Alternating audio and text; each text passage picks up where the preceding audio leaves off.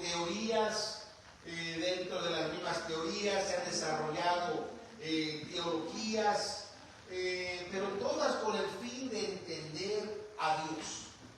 Pero para poder entender a Dios hay ciertos principios que debemos de poner alerta. Y quisiera que empezáramos con Génesis 1.1. ¿Cómo dice Génesis 1.1? Quien lo tenga lo pueda leer en voz alta. Amén. En el principio creó Dios los cielos y la tierra. Amén. Pongamos atención a lo que acaba de declarar la palabra de Dios. Dice, en el principio, es decir, antes de todas las cosas, antes de la existencia de las cosas. Y esto es algo interesante. Esto es algo interesante porque cuando ponemos atención a lo que al principio de los 1900, cuando se empezaron a desarrollar varias de las teorías concernientes a la ciencia, el crecimiento, se decía que era imposible que el universo tuviera comienzo, se decía que simplemente apareció de la nada. Hoy en día la ciencia misma ha cambiado, ha entendido de que el universo el cual tenemos ahora sí tuvo un comienzo y se puede ver a través de la expansión entre los planetas, entre las galaxias, entre los meteoros, y van viendo que ha habido una expansión a través del estudio de las luces, como se van dando, es como van dándose cuenta de que el tiempo está cambiando, ¿verdad? Cuando la luz está más cerca, más brillante, está más cerca, entre la luz más lejos sabemos que está tomando distancia. Así que ahora la ciencia dice, no, sí tiene un principio, lo que se conoce como la teoría de gran exclusión, de Big Bang. Es algo interesante, porque antes decían, no tuvo principio el universo. Ahora dicen, no, sí tuvo principio, pero igual la Biblia no tiene la razón. Ahora, dentro de ese principio, ¿verdad?, el cual realmente estás asegurando lo que acaba de describir nuestra mano. Dice, en el principio, dice, Dios hace una manifestación de un ser supremo. Dios creó, es decir, que no existía, sino creó los cielos y la tierra. Así que antes de todas las cosas podemos ver a la existencia de Dios, según la escritura que acabamos de leer. Ahora, ¿qué dice el verso 3, hermana? Amén. Y dijo Dios, sea la luz, y fue la luz. And God said, let the light be, and it was light. Y dijo Dios, sea la luz. Ahora, este mismo ser que crió todas las cosas, ahora es una pronunciación, vocablo de hablar, donde dice, sea la luz. Y al dar esta declaración, vino a la existencia la luz. Esto nos está mostrando que este ser supremo es extremadamente poderoso, es extremadamente más grande de lo que podemos realmente comprender. Se nos dificulta comprender muchas cosas dentro de la existencia de la ciencia, cuanto más difícil entonces sería comprender y entender a Dios. Así que con la pronunciación de eso, podemos ver que este ser supremo tiene toda autoridad y tiene todo poder, tiene todo dominio, tiene todo el control. Y algo interesante, que conforme podemos ver esta parte, ¿qué dice Juan 1.1?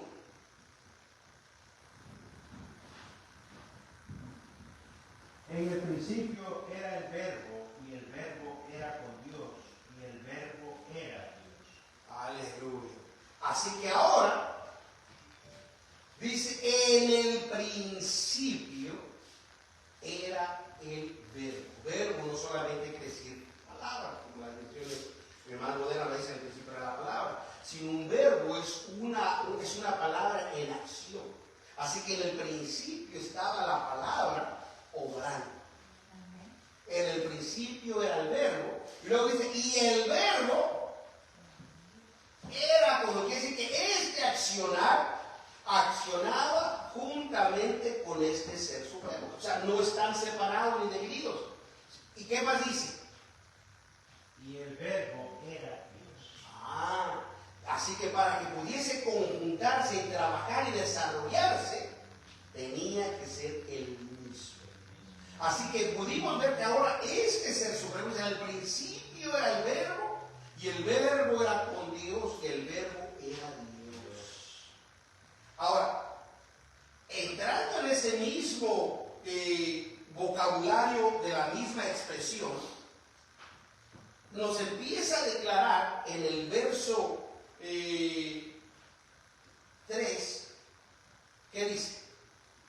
De Juan, ¿verdad? Sí. Todas las cosas por él fueron hechas, y sin él nada de lo que es hecho fue hecho. Y si usted se da cuenta, es exactamente la misma declaración que se da en Génesis 1:1.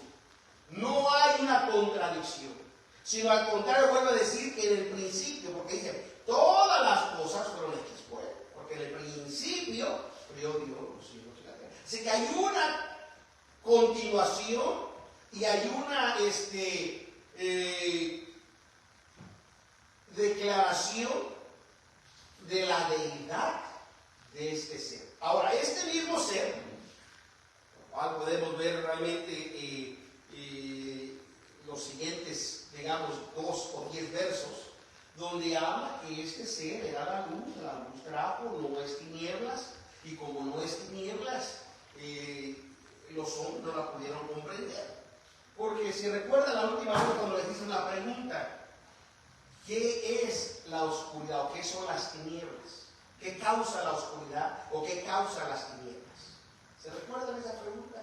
Para aquellos que no se recuerdan, la respuesta era la ausencia de la luz. Si no hay luz, hay oscuridad, el cual se denomina como tinieblas. Ahora, en el verso 14, ¿qué dice? Y aquel verbo fue hecho carne, y habitó entre nosotros, y vimos su gloria como del unigénito del Padre, lleno de gracia y de verdad. Así que esta misma esencia de ser supremo, dice aquí que ahora tomó forma de carne. Y esta carne entonces ahora habitó entre nosotros. Qué bonito poder ver que este ser tan grande, tan majestuoso, ahora está con nosotros. Yo no sé si usted puede realmente atesorar las palabras que se acaban de leer. Dios mismo se hizo carne para estar con nosotros.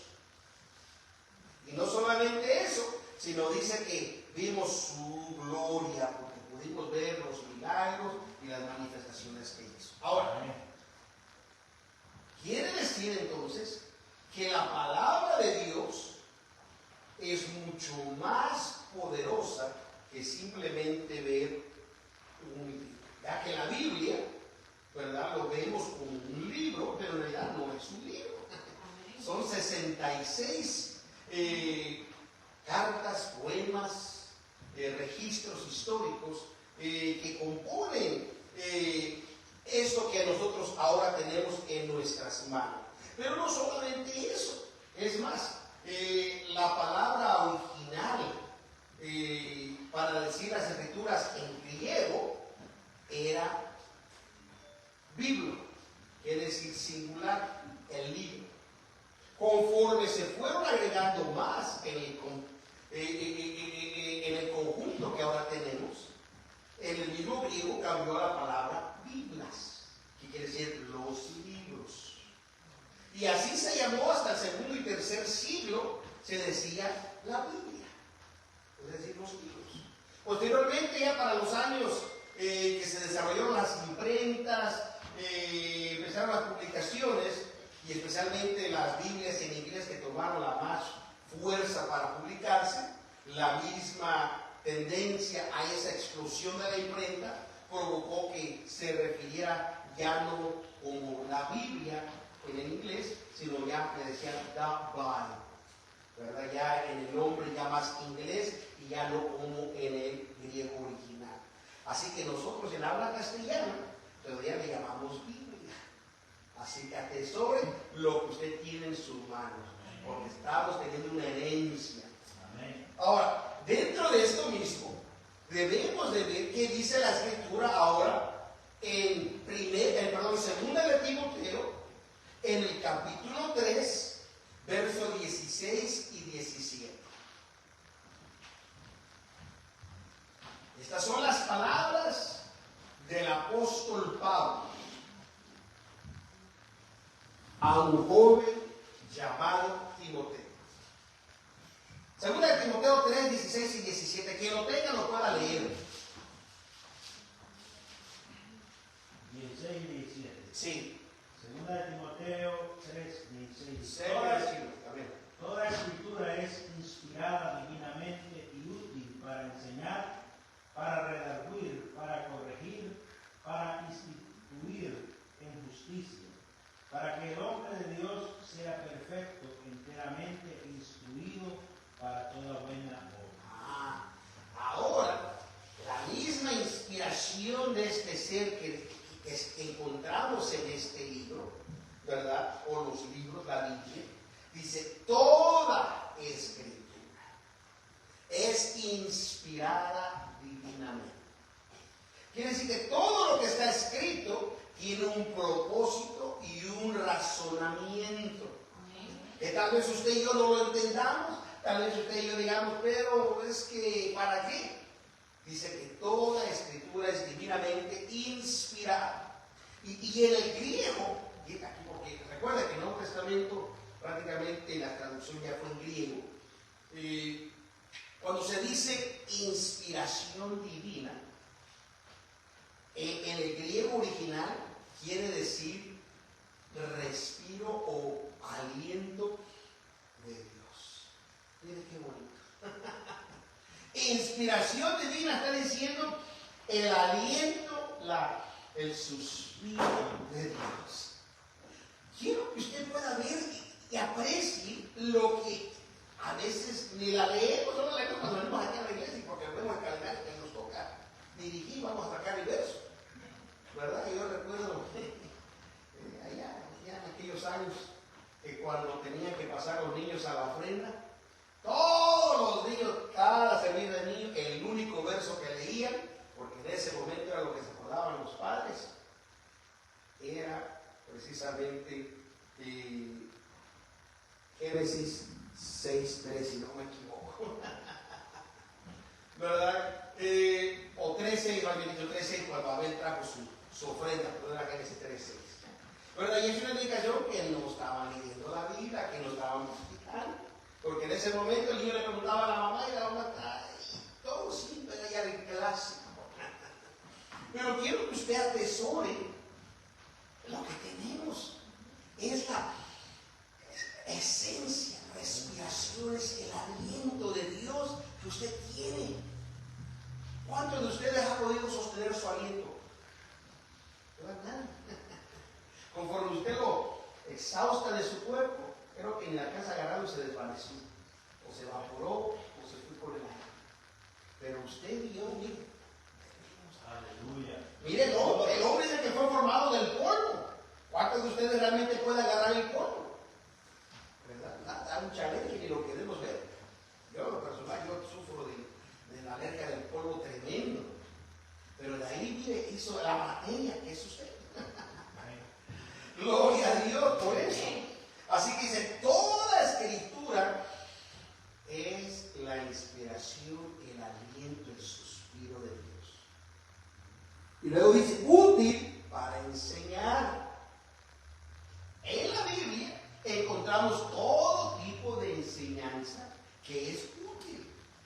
Nos enseña cómo ahorrar, nos enseña cómo invertir, nos enseña cómo tratar el esposo a la esposa, a los hijos, la esposa al esposo, a los hijos, cómo tratar a los padres. Nos enseña. Esto es tremendo, las enseñanzas que trae para el bienestar nuestro. Así que no solamente dice útil para enseñar, sino también para redarguir, para cuando hacemos algo que no está bien, la palabra nos redarguye. Miren qué hermoso, porque, ¿verdad? Si yo no sé cuántos de ustedes le redarguye a sus hijos cuando se portan mal, yo creo que no redarguye a nadie, yo le doy regañadas, y si no se pone bien, le da hasta su nalgada. Pero la palabra de Dios dice, ¿no está qué? Redarguyendo. O sea, mire, o sea, se aplica incluso la intención de lo que Dios está dando. Para corregir, para instruir en justicia, para que el hombre de quién? De Dios. Es decir, solo aquel que sea interesado en escudriñar podrá recibir la enseñanza. Para que el hombre de Dios sea instruido enteramente, o sea, sea completo, no le falte nada, para toda buena obra, todas nuestras acciones. Oh, gloria sea al Señor. Yo no sé si usted realmente está apreciando lo que la Escritura nos está diciendo. Alguien más me busque 2 de Pedro, capítulo 1, verso 20 y verso 21. Ponle las fechas. It's okay, you take it. I told you I was not going to interpret today. I apologize. Next Wednesday I will. Le digo a un amigo que le tenía el carro, le dije que hoy yo no lo iba a interpretar. Dice, pero ¿por qué no? Dice, si yo también quiero aprender. Incluso ayer me acompañó la clase de inglés que dimos en Zoom que damos todos los martes, así que gloria a Dios. Hablamos un poquito de esto, así que por eso decidí no interpretarlo porque ya ayer escuchó mucho. What we're talking today, Alex, is what I spoke yesterday. You already know what I said yesterday. So you were on Zoom class with me? Now if you forgot, that's okay. Segunda de Pedro 1, 20 y 21, ¿qué dice? 20, 21. Entendiendo primero esto que... Ahora, fíjense bien, dice, entendiendo primero esto. O sea, antes que todo, debe de haber un entendimiento y una claridad en este principio. ¿Qué dice? Que ninguna profecía de la Escritura es de particular interpretación. Hasta ahí. Ninguna escritura, dice, es de particular interpretación. Es decir, no es que yo lo veo así, así me lo reveló Dios, y no importa lo que los demás piensen o no digan, esto es y punto. Dice, ninguna escritura, dice, es de particular interpretación. Quiere decir entonces que el conocimiento que usted recibe tiene que ir aumentando y aclarando. Eso es lo hermoso de la escritura. Es decir que yo no sé usted cuántas veces le ha pasado que usted lee algo, pasa el tiempo, lo vuelve a leer, como que de repente lo entiende mejor, como que se le abre un poco la mente. ¿Verdad? Cuando se le abre la mente, hasta usted mismo se sorprende y dice, ¿cómo es esto? ¿Verdad? Si dice, si anoche lo estudié hasta 5 veces y ahora de repente entiendo algo diferente. Ahora, ¿qué más dice? Todo el Escritor dice, entendiendo primero esto, que ninguna profecía de la Escritura es de particular interpretación, porque la profecía no fue en los tiempos pasados traída por voluntad humana. ¿Sabes? Obviamente a veces, ¿verdad? Decimos, no, es que el hombre la escribió y quién sabe qué es lo que el hombre tal vez pudo haberla agregado, quitado, modificado, tal vez le agregó más. La Escritura dice que esa inspiración, que la cual tenemos ahora, dice, vino por parte de Dios. Así que todo lo que tenemos trae un razonamiento y propósito de Dios para nosotros. Dice, ¿qué más dice?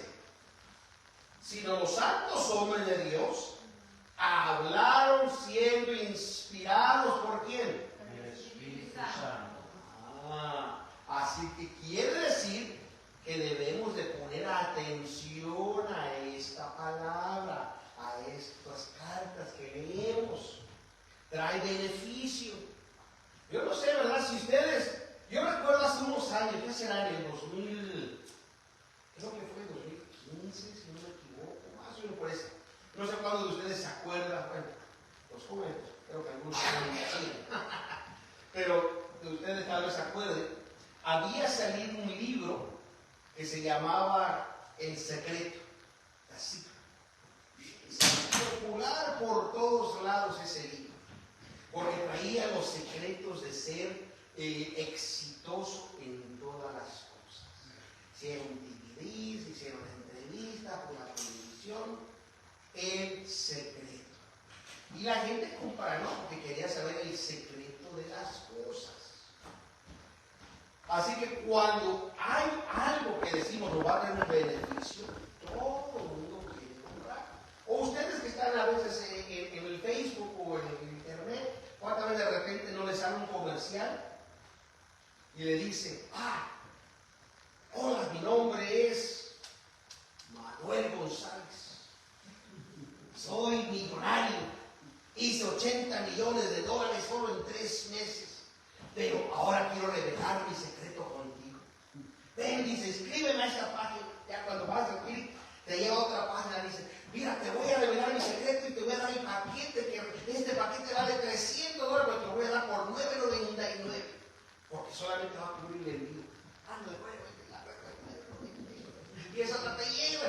Cuando no te das cuenta, con razón, si la compré. ¿Por qué? Porque la gente quiere recibir los secretos. Bueno, en estos libros tenemos secretos para la felicidad de nuestra vida, la felicidad de tu hogar, la felicidad de tus hijos. Sí, es por eso que es más fácil negar la existencia del libro y de Dios para tú hacer lo que tú quieres que aceptar el consejo de Dios para que seas una persona de bienestar. Esto es interesante, pero conforme vamos viendo, quiere decir que toda la palabra de Dios es verdadera. Así que es por eso la intención mía de esta noche, más que todas, la introducción a lo que vamos a estar estudiando durante las próximas semanas, que el pastor nos permita dar clase. Vamos a tratar de dar una introducción a la necesidad de entender con quién estamos dialogando, con quién estamos compartiendo, con quién estamos realmente. Bueno, ¿cuántos de ustedes, por ejemplo, a padres, les ha dicho su hijo, papá, tengo un amigo de la escuela que quiere que vaya a su casa porque vamos a hacer tarea? Pero usted no conoce a mí, no conoce a la familia, no conoce. Pero le viene y le dice a su hijo que iba a hacer la tarea. ¿Cuántos de ustedes dicen, sí, hijo, vete? ¿Verdad? Nadie. Lo primero que digan, ¿y cómo se llama ese niño? ¿Y dónde está? ¿Dónde vive? ¿Quién es su padre? A ver dónde está el papel de la maestra que dice que tienes que estar haciendo la tarea. Le hacemos un cuestionario. ¿Por qué? Porque no conocemos el beneficio o la perjudicación que va a llevar a esa casa. Porque no sabemos la casa. Sabemos si son personas buenas, son personas de mal vivir, hay vicios, tantas cosas. Ahora, nosotros de la misma forma debemos de entender con quién estamos dialogando. Es decir, el Dios que servimos, el Dios que adoramos, al Dios que predicamos, no es un mito, no es una science fiction, ciencia ficción. Es una realidad que no se puede comprar, se tiene que experimentar. Es importante. Por eso hay muchos que dicen, no, yo hasta que Dios no se me presente, yo no creo. Sin saber en realidad lo que está hablando, porque el día que se le presente, porque va a llevar una experiencia. Y esa experiencia puede ser tal vez a través de un accidente, a través de una enfermedad, a través de la muerte, yo lo sé. Y a veces ni tiempo le va a dar para arrepentirse en la experiencia que va a llevar. Así que es importante saber que es una experiencia, la existencia, la relación con Dios. No es algo que simplemente lo aprendes y mucha gente, tristemente, me he encontrado y me dice, sí, dice, de niño me acuerdo que mi mamá me llevaba al templo, me llevaba a la iglesia. Sí, cantaba esos coritos. ¿Y qué pasó? No, usted sabe. que hayan perdido la oportunidad de no haber experimentado esa relación. Por eso es mi deseo de esta noche que usted pueda ver la importancia de este Ser Supremo al cual estamos expresando, dialogando y compartiendo. Ahora, dentro de este libro encontramos también diferentes formas que el hombre ha hecho para tratar de ponerlo más entendible. Por ejemplo, si usted mira, cuando usted abre una de las cartas que se encuentran, usted va a encontrar que está dividida por capítulos, está dividida por versos, y eso se hace para que podamos entender lo mejor cuando lo leemos. Pero en sí es una carta. Yo no sé cuántos de ustedes ha escrito una carta en su vida. O lo vean estos muchachos que son más modernos. Ahora you guys have sent an email. You have sent an email? And when you make an email, do you put a chapter, a verse?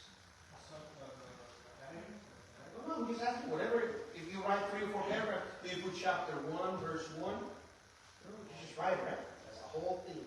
¿Verdad? Digo que no se escribe con capítulos, se hace toda la carta. Claro, uno dependiendo de los párrafos los va separando, ¿verdad? Para ir entendiendo el punto. Bueno, recuerden esta carta, especialmente en la época que se escribió, no había comas, no había puntos. Así que imagínense el desglose que había al leer. Es por eso que es importante, cuando leemos un capítulo, a veces es importante leer el capítulo anterior. Por eso se recuerda el consejo cuando los conocí la primera vez. Todo texto tiene que un contexto y un posttexto. Pero si usted agarra ese texto sin el posttexto ni el contexto, se convierte en ¿qué? En un pretexto, nada más. La hermana se puso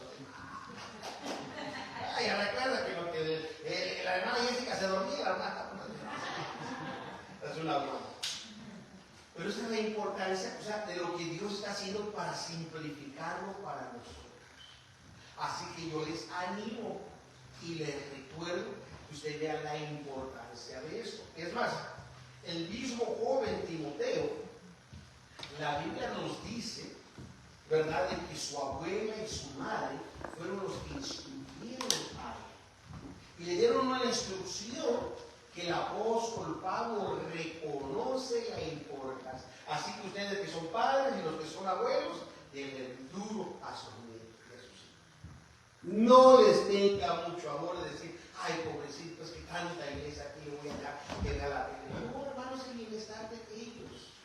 No estoy diciendo que los va a privar de la realidad, no.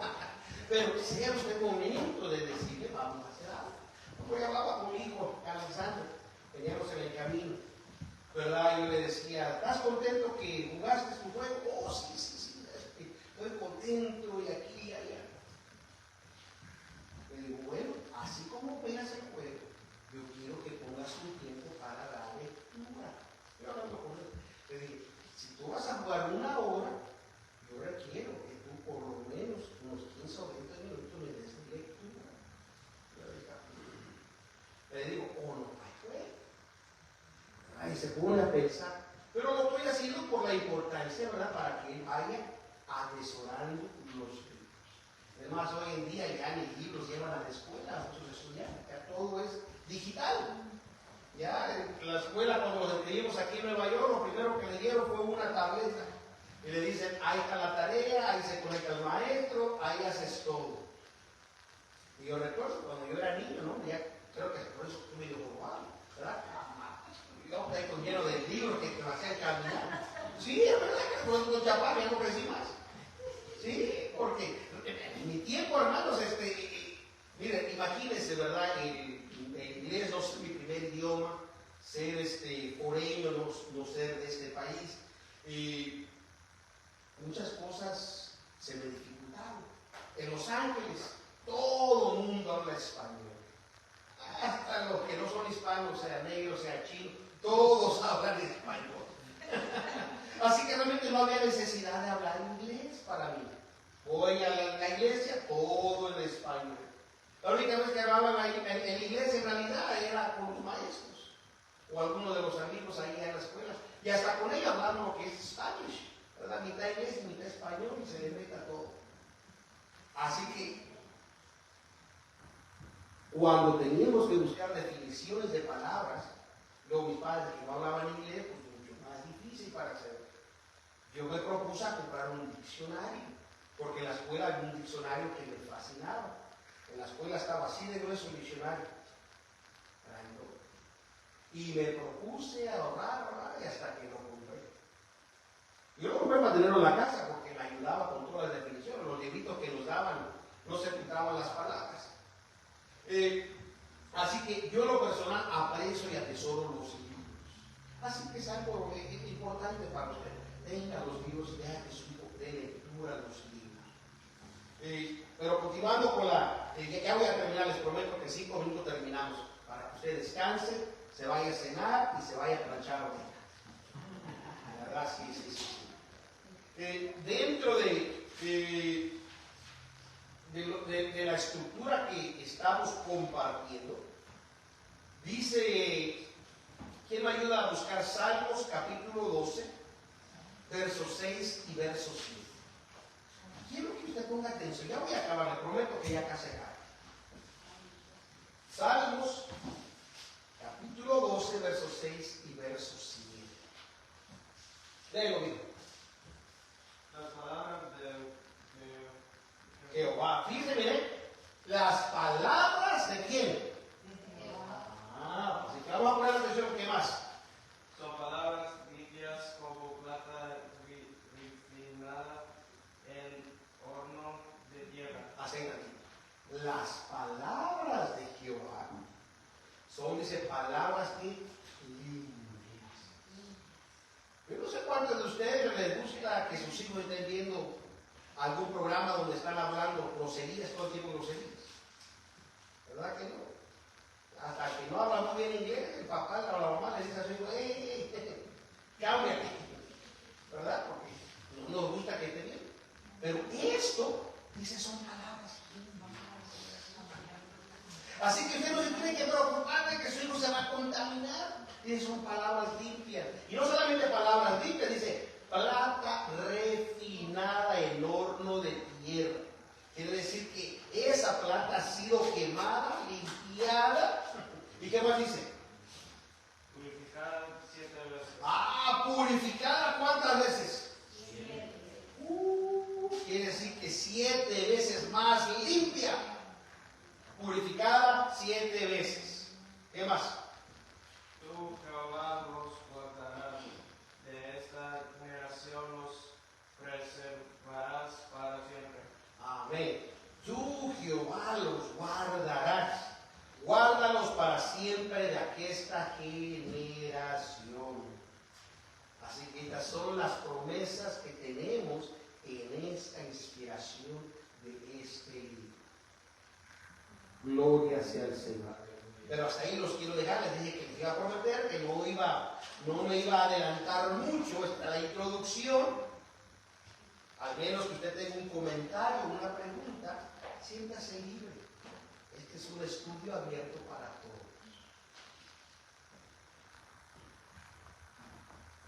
Así que, comentario o pregunta con toda libertad. Y si no, gloria a Dios, que esté quedando. Diga, hermano, usted diga.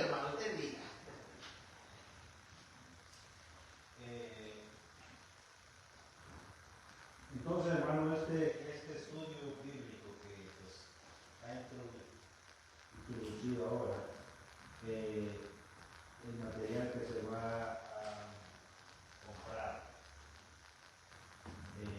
¿qué material es el de la cristología?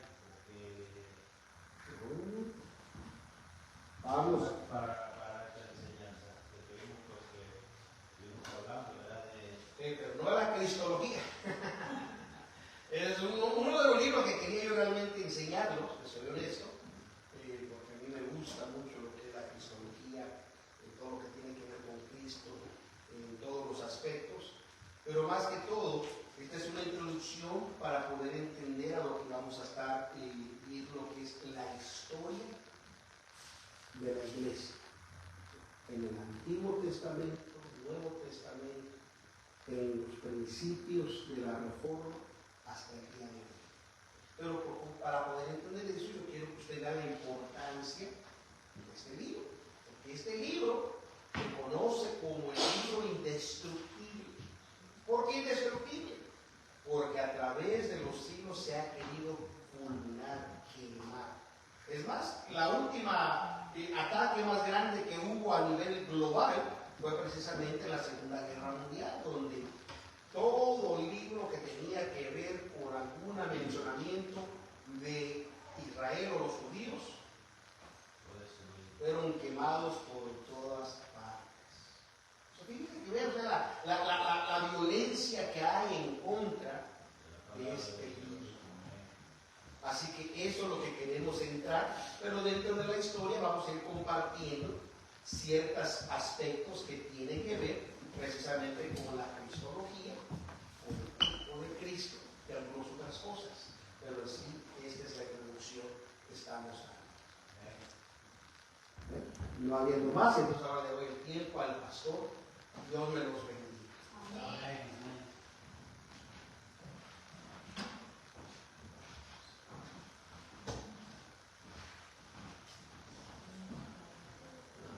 Gloria a Dios. ¿Cuántos se gozaron en esta noche? Amén. Gloria a Dios, nos sentimos muy contentos, ¿verdad? Con esta enseñanza, ¿verdad?